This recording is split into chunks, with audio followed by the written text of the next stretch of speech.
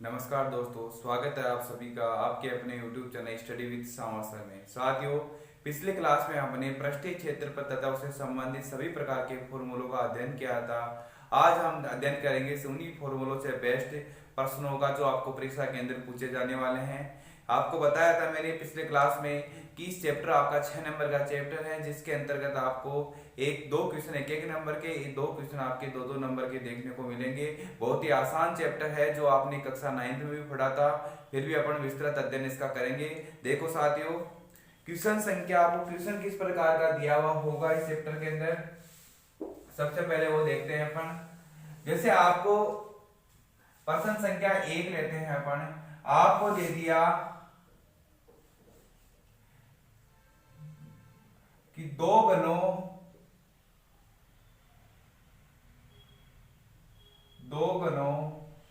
जिनमें प्रत्येक का आयतन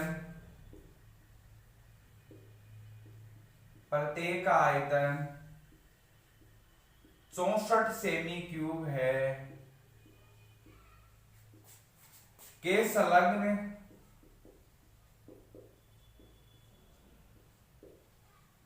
फलकों को मिलाकर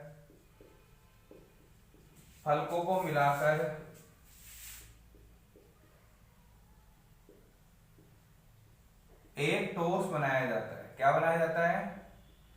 ठोस बनाया जाता है। तो ठोस का क्या ज्ञात करना है आपको? ठोस का बनाया जाता है तो ठोस का निकालना है आपको पृष्ठीय क्षेत्रफल। तो घनाभ का पृष्ठीय क्षेत्रफल।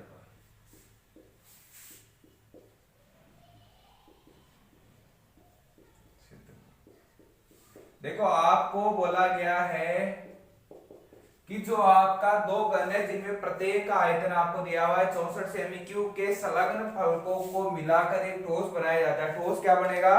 घन बनेगा। देखो, आपका एक घन है, घन के पास में दूसरा घन अपन ने लगा तो ये क्या बन गया? आपका दो घन मिलके क्या बन गए? एक घनाभ बन गया। क्या बन गया? घनाभ बन गया। तो घनाभ का क्या ज्ञात करना है अपन को? संपूर्ण पृष्ठीय क्षेत्रफल अपन को ज्ञात करना है। देखो, इसका हल करेंगे अपन।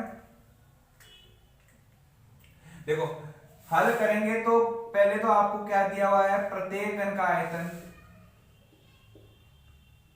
प्रत्येक घन का आयतन दिया हुआ है अपन को। कितना दिया हुआ है?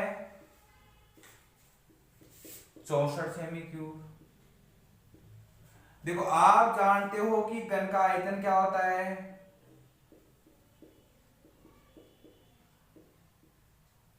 भुजा क्यूब। मैंने आपने लिखा ए क्यूब। क्या लिखा? तो आपके प्रश्न से आ चुकी, तो ए क्यूब का वैल्यू होगा वो क्या होगा? 64। यानी ये भी घन का आयतन, ये भी क्या है आपका? घन का आयतन। ए क्यूब के बराबर क्या हो गया? 64। तो आप लिखोगे ए बराबर क्या होगा? 64 का क्या कर दो? घनमूल कर दो। तो 64 का घनमूल क्या होता है? ए बराबर है 4। कितना होता है? 4 क्या होगा? सेमी। देखो, प्रत्येक घन की भुजा आता है, प्रत्येक घन की भुजा, प्रत्येक घन की भुजा क्या आई आपके पास? भुजा आ गई आपके पास 4 सेमी। इधर देखो, आप मान लिया ये आपका घन था और इस घन के पास दूसरा घन रख दिया, तो इसकी जो लंबाई होगी 4, तो इसकी होगी 4, इसकी कितनी होगी टोटल? 8। लेकिन जो चौड़ाई और ऊंचाई तो सेम है इसकी, तो आप बोल सकते हो तो घनाभ का जो आपका घनाभ बना है, घनाभ की लंबाई क्या होगी? घनाभ की लंबाई हो गई आपके 4 + 4 कितना सेमी? 8 सेमी। आपके जो घनाभ की चौड़ाई है वो तो कितनी रहेगी? 4 सेमी रहेगी। और जो आपकी ऊंचाई है वो भी कितनी रहेगी? 4 सेमी। ज्ञात क्या करना है? घनाभ का संपूर्ण पृष्ठीय क्षेत्रफल। तो आप कोई घनाभ का पृष्ठीय क्षेत्रफल, घनाभ का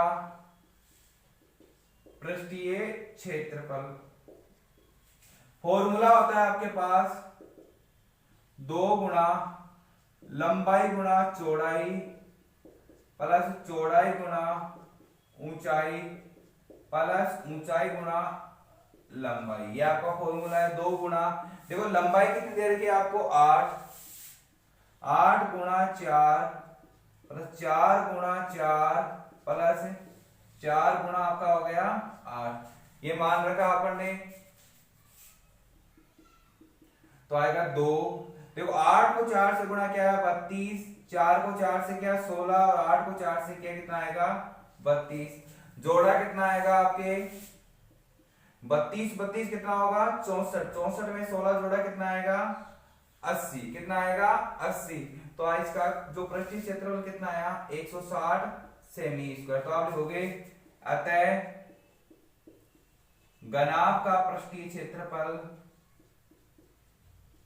पृष्ठीय क्षेत्रफल कितना आया 160 सेमी स्क्वायर होगा। देखो ध्यान देना है, अपन को निकाला है क्षेत्रफल। क्या निकाला अपन ने क्षेत्रफल। तो क्षेत्रफल में जो इकाई होता है वो आपका किस में आता है सेमी स्क्वायर में आता है।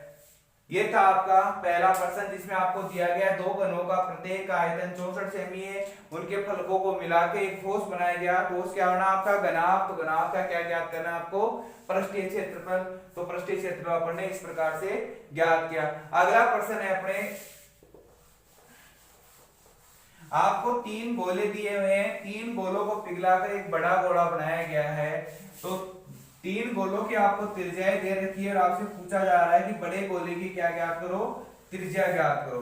देखो प्रश्न क्या है आपका 6 सेमी, 8 सेमी तथा 10 सेमी, 6 सेमी, 8 सेमी तथा 10 सेमी त्रिज्याओं के गोलों को पिघलाकर 10 सेमी त्रिज्याओं के गोलों को पिघलाकर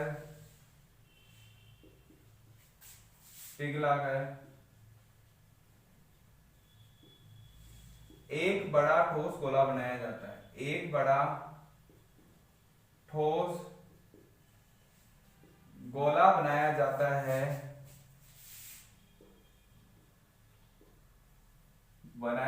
है, तो उस गोले की त्रिज्या क्या, तो उस गोले की त्रिज्या क्या। देखो एक क्वेश्चन ऐसे संबंधित है, आपसे बोला जाए जैसे कि दो गोलों को पिघलाकर दो गोलों को पिघलाकर आपका एक बड़ा गोला बनाया गया। तो आपसे पूछा जाए क्या होगा कि दोनों गोलों के आयतन का योग बड़े वाले गोले के आयतन के बराबर होगा, या दो गोलों के आयतन का योग दो गोलों के आयतन से छोटा होगा। तीसरा ऑप्शन है दो गोलों के आयतन का योग तीसरे गोले के आयतन से क्या होगा बड़ा होगा। देखो कभी भी यदि आपसे पूछा जाए, आप तो मान लो आयतन, आयतन क्या होता है कि आप एक बर्तन है, उस बर्तन में आप कितना दरू भर सकते हो उसका क्या कहलाता है आयतन। आपने 2 गिलास लिए पानी के भरे हुए गिलास है, आपने उन गिलासों को एक बड़े गिलास में डाला। क्या किया, बट जो गिलास में आपका पानी था वो किस में डाला बड़े गिलास में पानी डाला। तो क्या आपका जो आयतन क्या होता है कि जो छोटे गिलास में कितना पानी है वो उसका क्या होगा आयतन। मतलब जो बड़े वाले गिलास में जो पानी का आयतन है वो आपके दोनों छोटे वाले गिलासों के पानी के आयतन के बराबर होगा। तो आप बोल सकते हो कि जो दोनों जो ठोस है तीनों, इनका आयतनों का योग आपके बड़े गोले के आयतन के क्या होगा समान होगा। तो अपन सोल्व करते हैं इसको, हल होगा क्या लिखोगे, छोटे गोलों की त्रिज्या, छोटे गोलों की त्रिज्याएं R1 R2 तथा R3 क्रमशः क्या है 6 सेमी, 8 सेमी तथा 10 सेमी है। माना बड़े गोलों की त्रिज्या, बड़े गोले की त्रिज्या क्या मानी अपन ने, वो अपन ने क्या मानी कैपिटल है 8 सेमी मान ली। देखो हम जानते हैं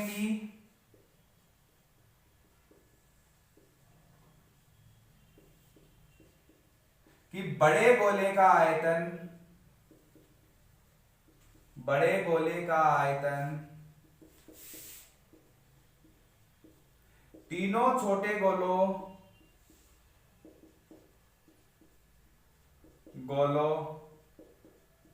के आयतन के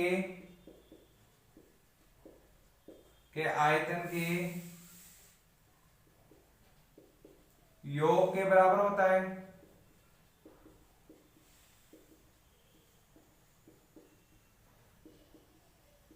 यही हुआ कि हम जानते हैं कि जो बड़े गोले का आयतन है वो तीनों छोटे गोलों के आयतन के क्या होगा, योग के बराबर होता है। यानी जो आपका मान लो पहले गोले का आयतन आपका ये हुआ, दूसरे गोले का आपका आयतन हुआ r2 स्क्वायर r1 क्यूब, तीसरे गोले का आयतन हो गया आपका 4/3 पाई r क्यूब, बराबर होगा आपके 4/3 पाई r क्यूब के। तो ये दोनों तरफ हमने 4/3 कॉमन ले लिया, 4/3 पाई क्यूब का आएगा r1 cube plus r2 cube plus r3 cube बराबर हो गया आपका 4/3 पाई r क्यूब। ये हो गया आपके, देखो 4/3 से आपका 4/3 कट गया, पाई से क्या कट गया, पाई कट गया, आपका बचा r1 cube plus r2 cube plus r3 cube. r1 cube का वैल्यू क्या आएगा आपके पास 6 का क्यूब प्लस ये आ गया आपका 8 का क्यूब, ये आ गया आपके 10 का क्यूब बराबर होगा आपका r क्यूब। देखो 6 का क्यूब क्या होता है आपके पास 216, आपके जो 8 का क्यूब क्या होता है 512, 10 का क्यूब क्या होता है आपके 1000, ये बराबर होगा किसके r क्यूब। तो आप r क्यूब लिखोगे 1728, क्या आया 1728, आपके क्या आ गया r क्यूब आ गया, जोड़ा इनको तो आएगा 1728। तो r बराबर क्या होगा आपके 1728। देखो 1728 वैल्यू होता है आपका 12 का घनमूल होता है। तो बड़े गोले की त्रिज्या क्या आ गई, अतः बड़े गोले की त्रिज्या, बड़े गोले की त्रिज्या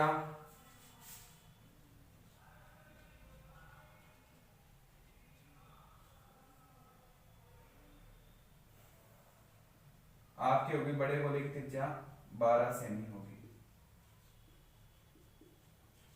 ये था आपका सेकंड प्रश्न, जिसके अंदर आपको दिया गया है तीन गोले दिए हुए हैं, उनको पिघला के क्या बनाया गया, एक बड़ा गोला बनाया गया। तो आपसे क्या पूछा गया, बड़े गोले की त्रिज्या आपसे पूछा गया। तो इस प्रश्न को आपको इस प्रकार से करना है। समझ में आ गया सबके। अगले प्रश्न पे अपन चलते हैं। देखो जितने भी इंपॉर्टेंट प्रश्न है आपको इस क्लास के अंदर करवाए जाएंगे। इन प्रश्नों को सोल्व करने से पहले आपको जो फॉर्मूला वाला क्लास है वो देखना है और फॉर्मूले को आपको कंठस्थ करना है, क्योंकि कई बार परीक्षा के अंदर सीधा फॉर्मूला आ सकता है मिलान बना के, तो आपको मिलान का प्रश्न भी आ सकता है इस चैप्टर से। आप ये मसला फॉर्मूले क्या काम के हैं, तो सीधा पे आप कुछ नहीं करना है, सीधा करना है मिलान करवाना है आपको। लेकिन मिलान तभी कर पाओगे आप जब आपका फॉर्मूले आपको याद हो। आपसे दिया गया है, देखो कि व्यास आपको दे दिया, व्यास दे रखा है किसी बेलन का, व्यास दिया हुआ है आपको कितना। अब एक कुआं खोदा जाता है, एक कुएं का व्यास 7 सेमी है। क्या दिया गया, कुएं का व्यास 7 सेमी है तथा गहराई 20 मीटर है। क्या बोला जा रहा है, एक कुआं का व्यास 7 सेमी है तथा गहराई क्या है, सॉरी ये आपका 7 मीटर है, दोनों यूनिट समान होनी चाहिए।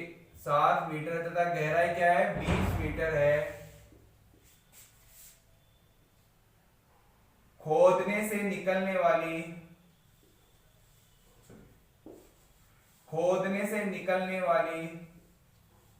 खोदने से निकलने वाली मिट्टी से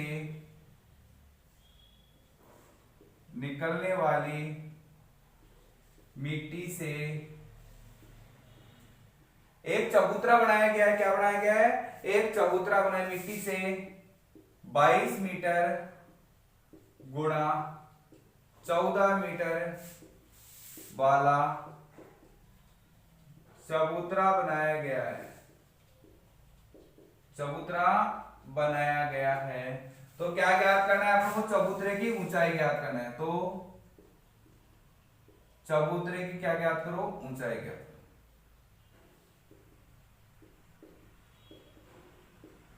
देखो आपसे बोला जा रहा है कि एक कुएं का व्यास कितना मीटर है? 7 मीटर, गहराई आपके पास 20 मीटर, खोदने से निकलने वाली मिट्टी से 22 गुणा 14 मीटर वाला एक क्या बनाया गया है?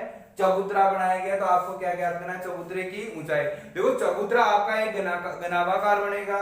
तो आपको पहले दी गई मतलब जो कुएं से आपका मिट्टी निकला तो कुएं का क्या होगा? आयतन, और उससे क्या बनाया गया? चबूतरा। तो चबूतरे का आयतन बराबर क्या होगा? कुएं का आयतन। तो अपन क्या निकाल सकते हैं? जिसमें ऊंचाई का मान निकाल सकते हैं। तो आपको देखो सोल्व करना है इसको। आप लिखोगे हेल्प। देखो कुएं का व्यास कितना दिया हुआ है? कुएं का व्यास आपको दे रखा है 7 सेमी। कितना दिया हुआ है? 7 सेमी। तो त्रिज्या क्या होगी आपकी? त्रिज्या स्मॉल आर ले लिया आपने, कितनी होगी? 7/2 सेमी। देखो गहराई हो या ऊंचाई दोनों एक ही बात होती है। गहराई आपको दे रखी है स्मॉल एस कितना? 20 सेमी। ये गहराई हो गई आपको। और आपकी जो चबूतरे की लंबाई आपको दे रखी है, चबूतरे की लंबाई आपको दे रखी है एल बराबर, अब किसी को भी लंबाई मान लो या चौड़ाई मान लो, कोई फर्क नहीं पड़ता है आपको। सॉरी सब मीटर में है ये।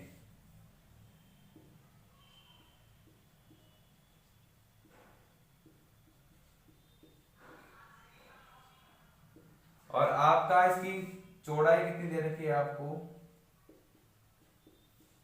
चौड़ाई आपकी दे रखी है इसकी बी कितनी दे रखी है? 14 मीटर। देखो एच ऊंचाई आपको ज्ञात करनी है इसकी ऊंचाई। आप कैपिटल एच ले लो, यहाँ पे आप क्या ले लो? Capital H. या आप ऐसा कर लो, दिक्कत ही नहीं हो आपको। यहाँ पे इसको कैपिटल आर ले लिया, यहाँ इसको क्या ले लिया अपने? Capital H. तो ये हो जाएगा आपका स्मॉल एच। ये आपको क्या करनी है? ज्ञात करना है।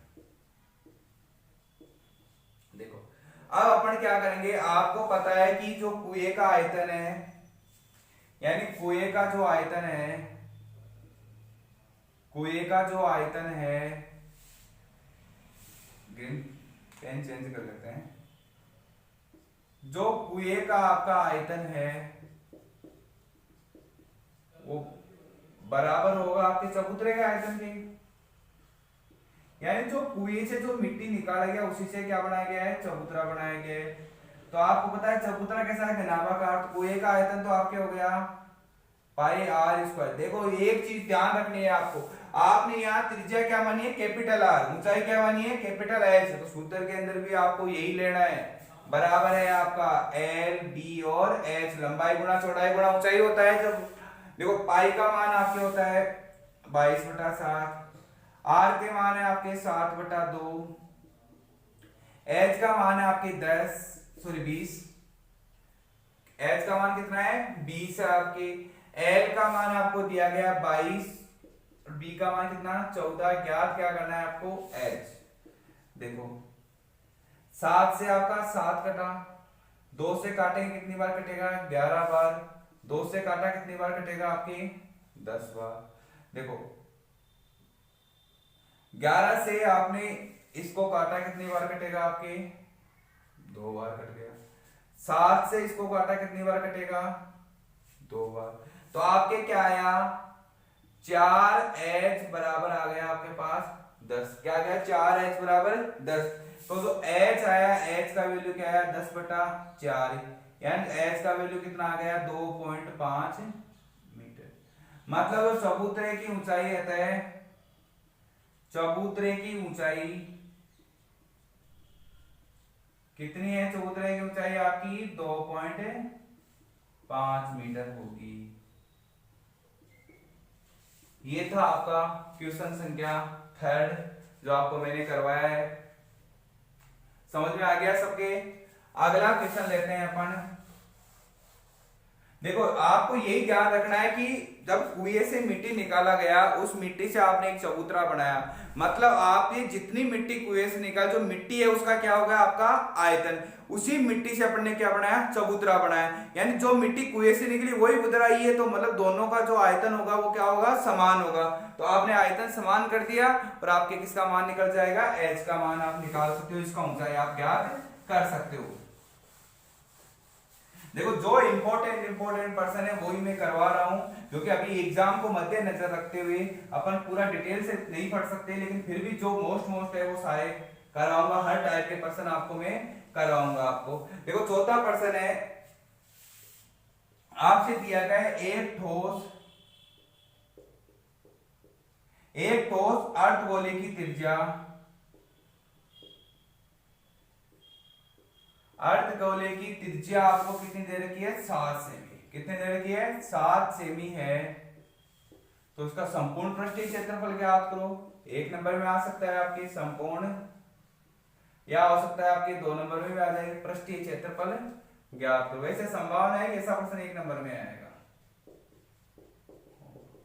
देखो संपूर्ण पृष्ठीय क्षेत्रफल आपको पता है, जो आपका अर्धगोला है, अर्धगोले की आपको त्रिज्या कितनी दे रखी है? अर्धगोले की आपको त्रिज्या दी हुई है 7 सेमी। कितना सेमी? 7 सेमी। देखो आपको पता है अर्धगोले का संपूर्ण पृष्ठीय क्षेत्रफल सूत्र क्या होता है? इसलिए भी क्लास में बताया था मैंने आपको। अर्धगोले का संपूर्ण पृष्ठीय क्षेत्रफल, देखो संपूर्ण पृष्ठीय क्षेत्रफल में होता है 3 पाई आर स्क्वायर। ये होता है आपका संपूर्ण पृष्ठीय। देखो ये था आपका अर्धगोले का संपूर्ण पृष्ठीय क्षेत्रफल का फॉर्मूला था 3 पाई आर स्क्वायर। देखो 3 पाई का मान क्या होता है आपके? 22/7, और आपके आर का मान हो गया 7 गुणा 7। देखो 7 से आपका 7 कटा, 7 को 3 से गुणा करेंगे कितना आएगा आपके? यानी 22 को गुणा करेंगे अपन 21 से, तो आपका आ गया 462। ज्ञात क्या कर रहे हैं अपन? क्षेत्रफल। तो आएगा इसका वर्ग सेमी। क्या आया? वर्ग सेमी। यानी जो आपके ठोस अर्धगोला था, अतः ठोस अर्धगोले का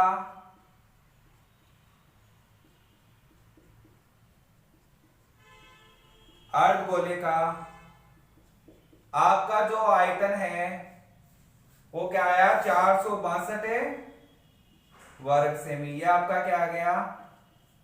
ठोस अर्धगोले का आयतन आ गया। ये आपको सॉरी आयतन ही संपूर्ण पृष्ठीय क्षेत्रफल। क्या ज्ञात करना था अपन को? संपूर्ण पृष्ठीय क्षेत्रफल। तो ठोस गोले का संपूर्ण पृष्ठीय क्षेत्रफल क्या होगा? 462 वर्ग सेमी। अगले क्वेश्चन पे चलते हैं अपन। प्रश्न संख्या 5। देखो जितनी संभावनाएं बन सकती है सारे प्रश्न में लेके आ रहा हूं आपके लिए। आपसे बोला जा रहा है, 5वां प्रश्न है, बेलन का व्यास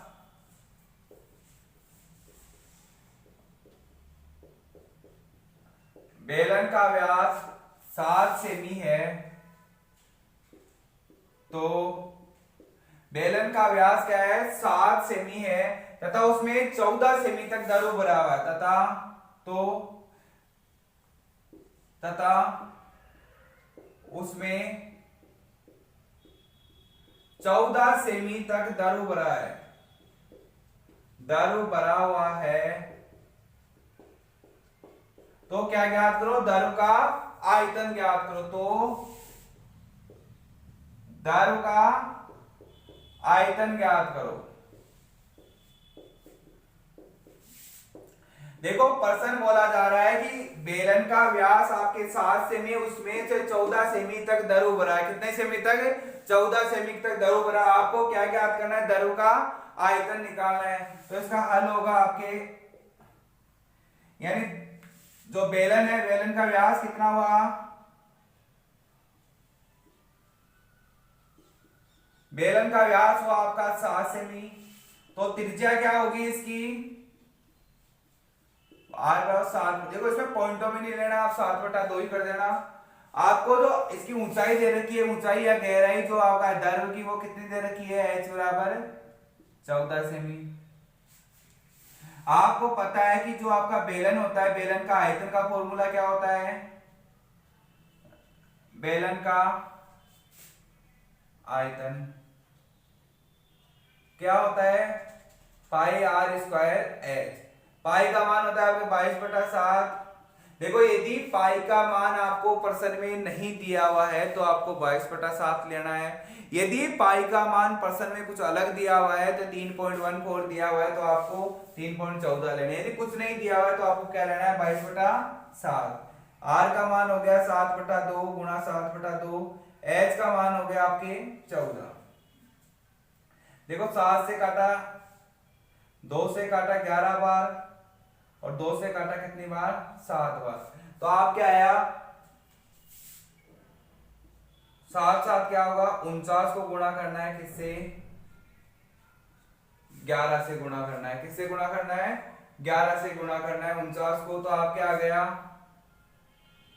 49 को 11 से गुणा किया, 539 सेमी क्यूब। देखो प्रश्न था आपके, बेलन का व्यास आपको दिया हुआ है 7 सेमी। आपको बेलन की त्रिज्या क्या दे रही? सॉरी, बेलन की 14 सेमी तक किससे भरा हुआ है? दरु से भरा हुआ है। आपसे क्या ज्ञात करना है? दरु का आयतन। तो अपने दरु का 49 को आपने 11 से गुणा किया। गुणा करने का तरीका है, किसी भी संख्या को यदि 11 से गुणा करे तो आपको 9 और 4 क्या होगा? 13। तो 3 बीच में रख दो, 3 बीच 4 अगले में जोड़ लो तो क्या आ जाएगा? 539। यह था आपका क्वेश्चन संख्या 5। अगला प्रश्न लेते हैं अपन। देखो जो भी प्रश्न की संभावनाएं बन रही है परीक्षा में आने की, हर तरह का प्रश्न मैं आपको करवा रहा हूं।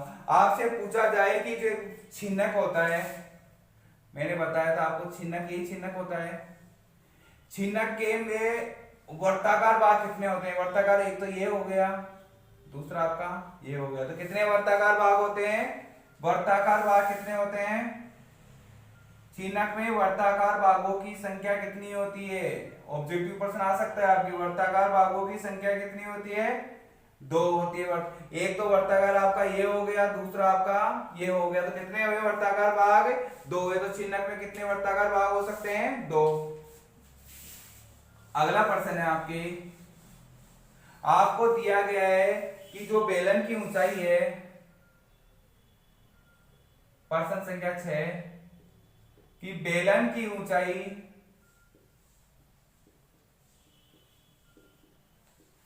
11 सेमी है तथा उसका वक्र पृष्ठीय क्षेत्रफल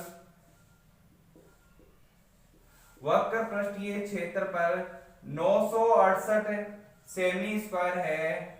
तो बेलन की क्या ज्ञात करो? त्रिज्या ज्ञात करो। तो बेलन की क्या ज्ञात करो? बेलन की त्रिज्या ज्ञात करो।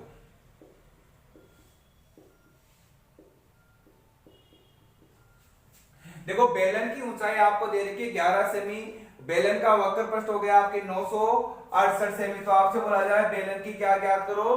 त्रिज्या यहाँ पे ज्ञात करो।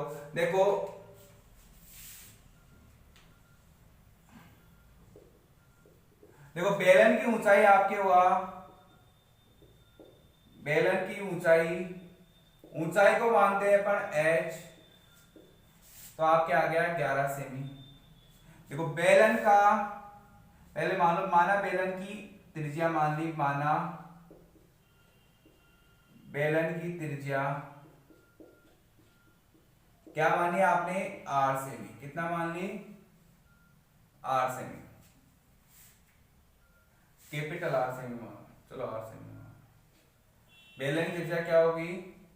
Capital R semi. पहले त्रिज्या क्या मान ली? Capital R semi. देखो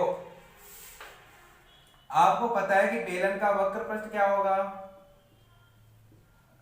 बेलन का वक्र पृष्ठ दिया, वक्र पृष्ठ ये क्षेत्रफल आपको दिया हुआ है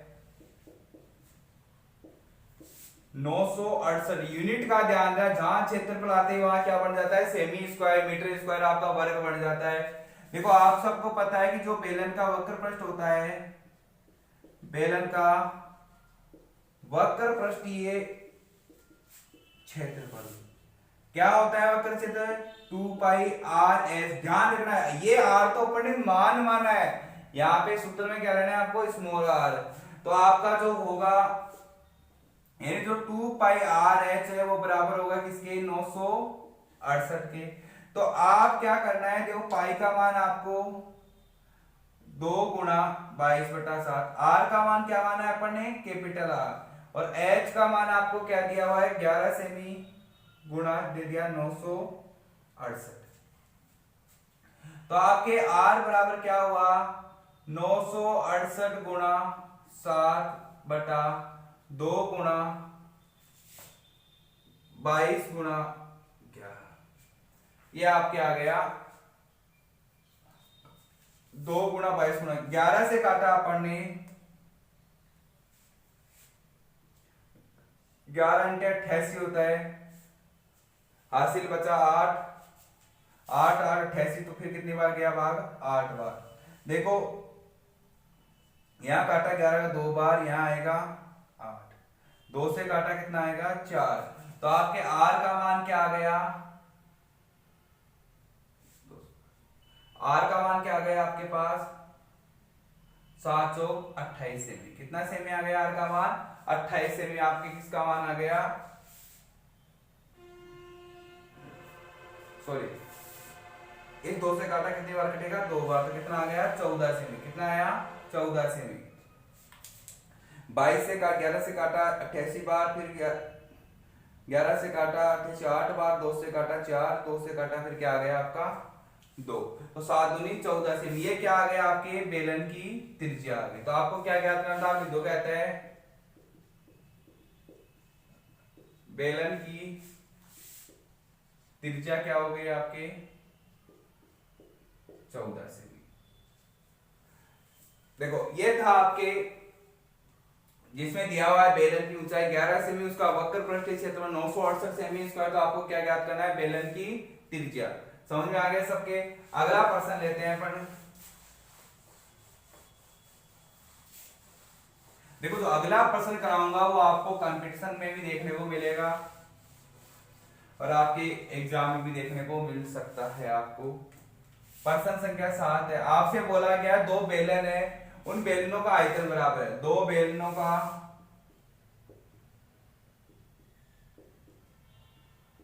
का आयतन बराबर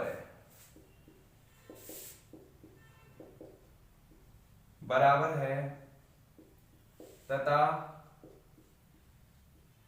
उनकी ऊंचाइयों का अनुपात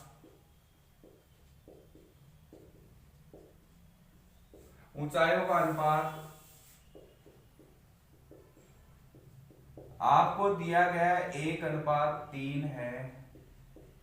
तो त्रिज्याओं का अनुपात ज्ञात करो।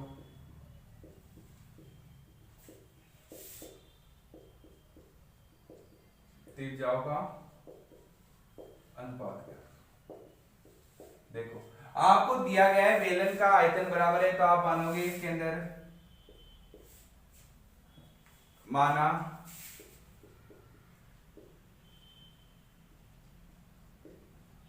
पहले बेलन की त्रिज्या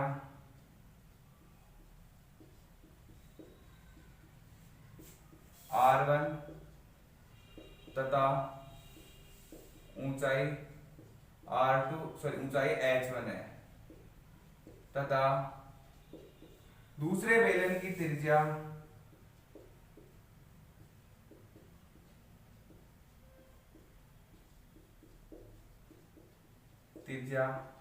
R2 तथा ऊंचाई क्या है आपकी? H2 है। क्योंकि साफ नहीं दिख रहा हो तो इसको मैं मिटा देता हूँ, H1 कर देता हूँ यहाँ पे। तो आपको दिया हुआ है H1 अनुपात H2 कितना दिया हुआ है, 1:3। अब प्रश्नानुसार देखो आपको दिया गया है बेलन का आयतन होता है आपका पाई आर स्क्वायर एच, मतलब पहले बेलन का आयतन, पहले बेलन का आयतन बराबर होता है आपके दूसरे बेलन का आयतन।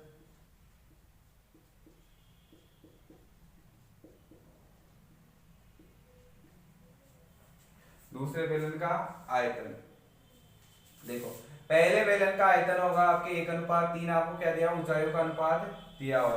पहले बेलन का आयतन होगा आपके पाई r1 स्क्वायर h1 बराबर है पाई r2 स्क्वायर h2 के। तो आप क्या आया, पाई का देखो पाई से पाई कट गया, r1 स्क्वायर का r1 स्क्वायर रख लो, h1 का वैल्यू आपको दिया गया है 1 और आपके r2 का r2 रख लो, h2 का वैल्यू क्या दिया हुआ है 3। क्या दिया हुआ है 3। तो आप क्या आया, r1 स्क्वायर बटे में ले लो r2 स्क्वायर बराबर है, देखो यहाँ 3 है, यहाँ पे क्या आ गया 1, ये आपके आ गया। तो r1 और r2 का स्क्वायर यानी वर्गमूल कर दिया, तो r1 और r2 का आ गया आपके √3/1। ये क्या आ गया आपके r1 और r2 का अनुपात आ गया। आपको दिया हुआ था ऊंचाइयों का अनुपात, तो अपने ऊंचाइयों का अनुपात उसमें रखा, तो आपके क्या आ गया r1/r2 क्या आ गया 3/1। तो आपके r1 और r2 का क्या आया √3/1।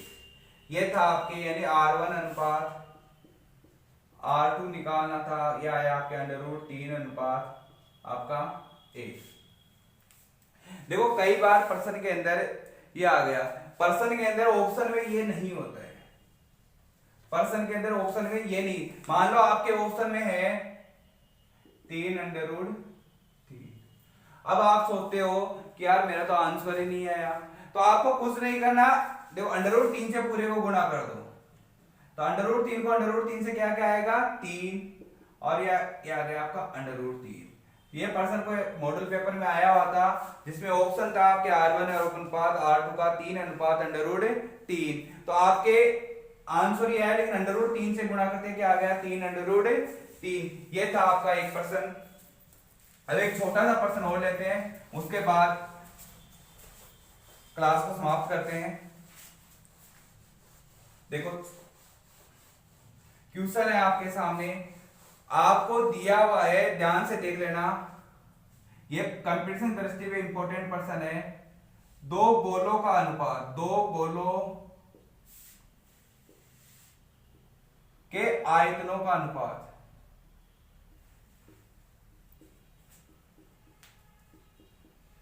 आयतनों का अनुपात आपको दिया गया है 64:27 है। तो उनके पृष्ठीय क्षेत्रफल का अनुपात ज्ञात करो।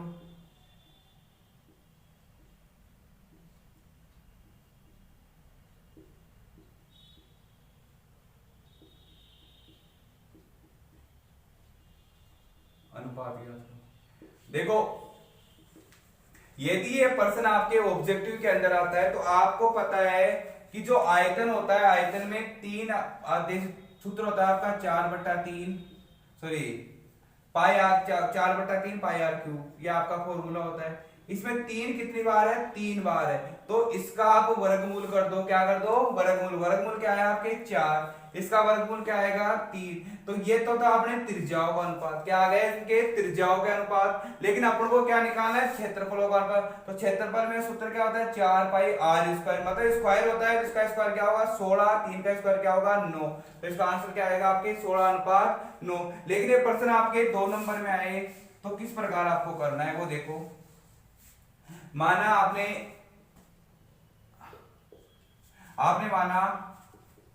माना पहले गोले की पहले गोले की त्रिज्या r1 तथा दूसरे गोले की त्रिज्या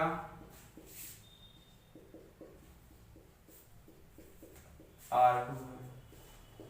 तो आप क्या लिखोगे, यानी पहले गोले का आयतन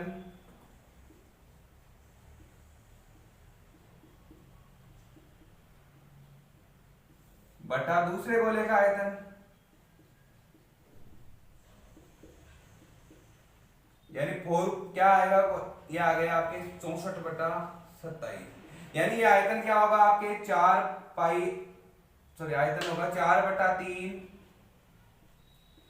पाई r1 क्यूब, दूसरा हो गया 4/3 पाई r2 क्यूब बराबर होगा 64/27।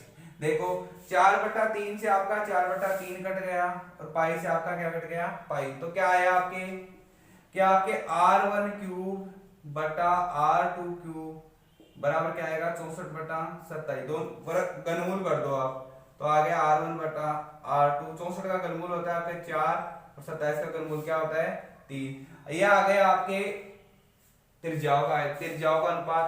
आपको पता है ज्ञात क्या करना है, पृष्ठीय क्षेत्रफल। तो आप देखो पहले गोले का पृष्ठीय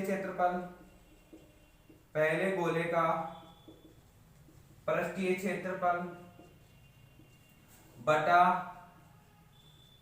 दूसरे गोले का पृष्ठीय क्षेत्रफल। देखो फॉर्मूला है आपके 4 पाई r स्क्वायर, 4 पाई r1 स्क्वायर बटा 4 पाई r2 स्क्वायर। देखो 4 पाई से 4 पाई कट गया, तो r1 स्क्वायर, r1 का वैल्यू कितना है 4 का स्क्वायर बटा 3 का स्क्वायर, क्या है आपके पास 16/9। यानी आपके जो क्षेत्रफलों का अनुपात है वो क्या आ गया 16/9। इस प्रकार अपना आंसर क्या आया 16/9। लेकिन ये प्रश्न ऑब्जेक्टिव में है तो आपको ध्यान, आयतन में r कितना होता है आपके क्यूब होता है, तो इसका घनमूल कर दो। घनमूल क्या था, क्या आया आपके पास 4/3। ये किसका अनुपात आ गया आपके r त्रिज्याओं का अनुपात आ गया। अपन को क्या निकालना है, क्षेत्रफलों का अनुपात निकालना। क्या निकालना है, क्षेत्रफलों का अनुपात। तो क्षेत्रफलों में क्या आता है आपके, आपको पता है क्षेत्रफलों में आपके आता है r स्क्वायर, यानी इसका वर्ग कर दो, वर्ग क्या आ गया 16/9। तो ये था आपका ट्रिक इसका, यदि ऑब्जेक्टिव प्रश्न में आता है तो। साथियों ये था आपके प्रश्नावली 13वीं प्रश्नावली है पृष्ठीय क्षेत्रफल एवं आयतन। इसमें जो भी प्रश्न इंपॉर्टेंट है वो मैंने करवाए हैं। फिर भी यदि किसी प्रकार की समस्या हो तो आप कमेंट सेक्शन में बताएं, उसका सॉल्यूशन आपको जरूर उपलब्ध करवाया गया।